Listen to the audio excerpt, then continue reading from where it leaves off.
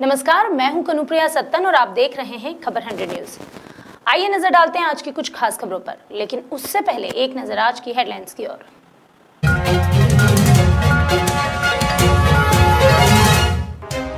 इंदौर में डॉक्टर दीपक सिंह की कोरोना से मौत, कांग्रेस ने शिवराज सरकार पर लगाए गंभीर आरोप।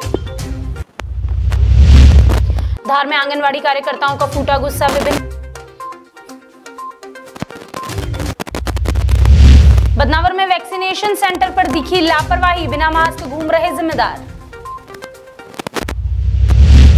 और खेतिया में बाजार पर लगा कोरोना का ग्रहण, शराब की दुकानों पर भी दिखा ताला।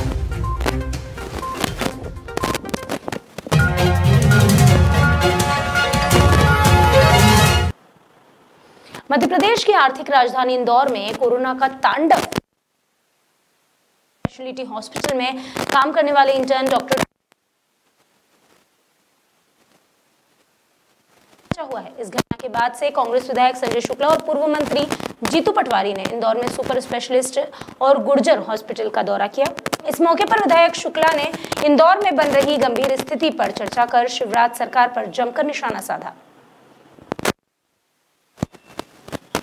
देखिए, सबसे बड़ी उपलब्धि हमारी रही, हम चेक ले गए, हमने बोला कि हमको इंजेक्शन दिया जाए, हम फ्री बांटेंगे। उसके पहले मध्य प्रदेश सरकार ने पूरे प्रदेश के अंदर किसी भी गरीब सरकारी अस्पताल में इंजेक्शन की व्यवस्था नहीं करी थी कि वो आप खरीद के लाइए और लगाइए। परंतु मैं मतलब मुख्यमंत्री जी का धन्यवाद करूँगा कि जो उन्होंने उसके बाद पूरे प्रदेश के अंदर जितने भी सरकारी अस्पताल में उसमें फ्री इंजेक्शन की व्यवस्था कराई और बोला कि भाई हम करवाएंगे। तो ये हमारी उपलब्धि बहुत बड़ी कि हमने लोगों की व्यवस्था कराई और लोगों के लिए काम आए।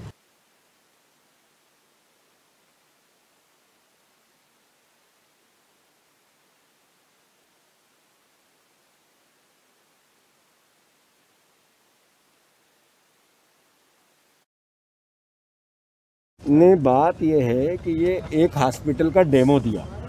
हर हॉस्पिटल के हालात इस जैसे ही। मैं मानता हूं कि जो पेंडेमिक आया है इसकी हम बार बार चेतावनी दी थी समय समय पे। अभी कलेक्टर से जिस दिन मीटिंग थी उस दिन भी हमने इसी परिस्थिति की भयावता की चर्चा की थी। आज बेड ये हालत है कि किसी भी रूप में लगभग 10% मरीजों को तो हॉस्पिटल आना है पर जगह नहीं है। हमने निवेदन किया है कि आप जो राधा स्वामी सत्संग का परिसर है उसमें एक टेम्परेरी सेंटर बनाओ। हमने पहले प्राइवेट बिल्डिंगों का भी उनको सजेशन दिया था, इंदौर में बननी चाहिए।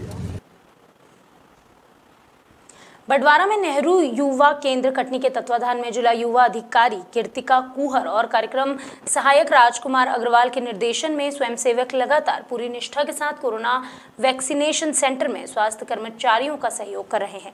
इसी के साथ बटवारा सामुदायिक अस्पताल में स्वयंसेवी शुभम श्रीवास वैक्सीन लगाने आए लोगों का पंजीकरण करने के साथ साथ कोरोना से जुड़ी भ्रांतियां भी दूर कर रहे हैं। आपको बता दें, केंद्र सरकार के टीका महोत्सव को सफल बनाने के लिए नेहरू युवा केंद्र कटनी 14 अप्रैल तक अपना पूरा योगदान दे रहा है।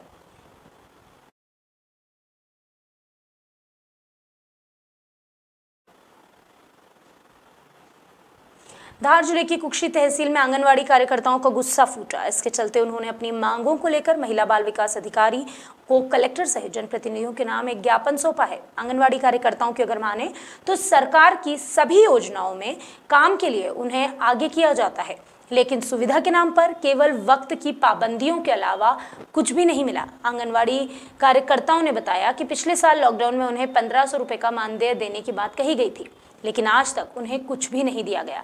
ऐसे में कार्यकर्ताओं ने मांगे पूरी नहीं होने पर आगामी दिनों में धार, भोपाल, दिल्ली तक भी धरना आंदोलन करने की चेतावनी दी है।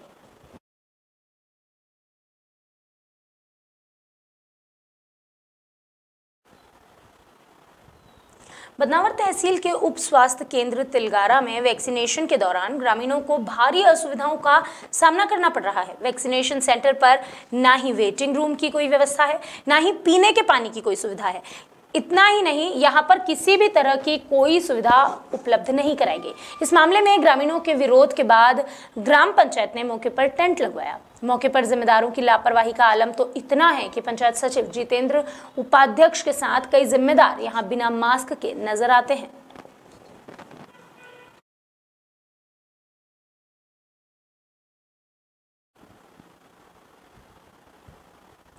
इंदौर में खेतों में पराली जलाने का काम लगातार किया जा रहा है। इसके धुएं से पर्यावरण प्रदूषण बढ़ता जा रहा है। अब ऐसे में कृषि विभाग के अधिकारियों का कहना है कि इसके लिए किसानों को जागरूक किया जा रहा है। उन्हें पराली को जलाने के बजाय जैविक खाद बनाने के लिए भी प्रेरित किया जा रहा है। आपको बता दें कि गेहूं और धान की पराली जलाने पर पूरी तरह से प्रतिबंध लगाया गया है। बावजूद इसके जिले के कई किसान पराली जला रहे हैं। कृषि वैज्ञानिकों का मानना है कि आग लगाने से केवल वातावरण ही प्रदूषित नहीं होता, बल्कि जमीन की ऊपरी सतह में रहने वाले जीव जंतु भी मर जाते हैं। विगत कुछ दिनों से जब फसलें कटना शुरू हुई हैं, उसके बाद से खेतों में जो अपशिष्ट जो शेष रह जाता है, जिसे हम पराली कहते हैं या नरवाई कहते हैं, ये किसानों के द्वारा उसमें आग लगा दी जाती है, जलाई जा रही है। कई दिनों से देखने में आ रहा है कि इंदौर शहर का प्रदूषण का स्तर भी बढ़ रहा है, क्योंकि जब इंदौर के आसपास के गाँव में पराली जलाई जाती है तो उससे उसके जो महीन कण हैं, कार्बन के पार्टिकल्स हैं, वो सभी दूर हवा में फैलते हैं और ये पूरे इंदौर शहर में सभी दूर फैलने की स्थिति देखी जा रही है, जिसके कारण इंदौर शहर में प्रदूषण का स्तर कई बार पुअर और ख़तरनाक स्थिति में भी पहुंच रहा है। यह हमारे स्वास्थ्य के लिए बहुत हानिकारक है। मध्य प्रदेश प्रदूषण नियंत्रण बोर्ड प्रयोगशाला के प्रभारी डॉक्टर दिलीप वाघेला का इस मामले में कहना है कि खेत की पराली को किसी भी दशा में नहीं जलाया जाना चाहिए। अगर पराली जलाई जाती है तो उसके खिलाफ कड़ी कार्यवाही के भी प्रावधान हैं।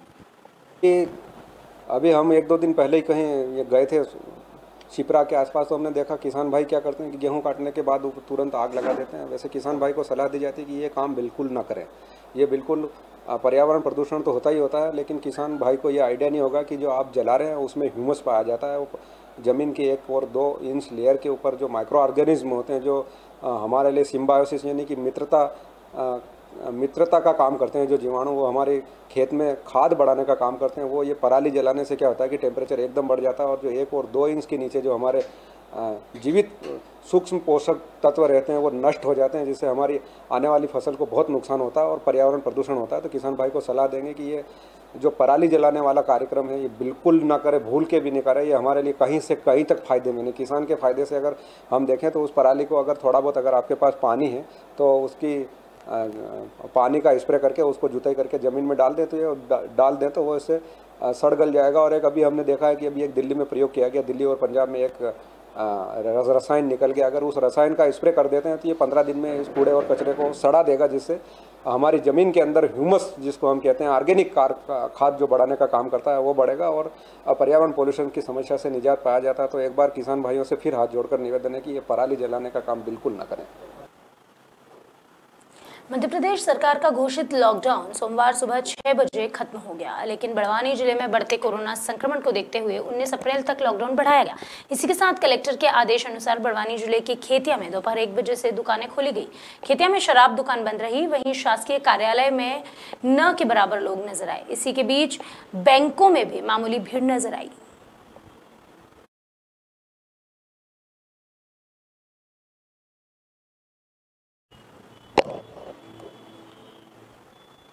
इंदौर शहर में बढ़ते कोरोना को देखते हुए लॉकडाउन कर्फ्यू हटाकर कोरोना कर्फ्यू लगा दिया गया है, जिसमें दूध, सब्जी, मेडिकल, किराना दुकान को छूट दे दी गई है।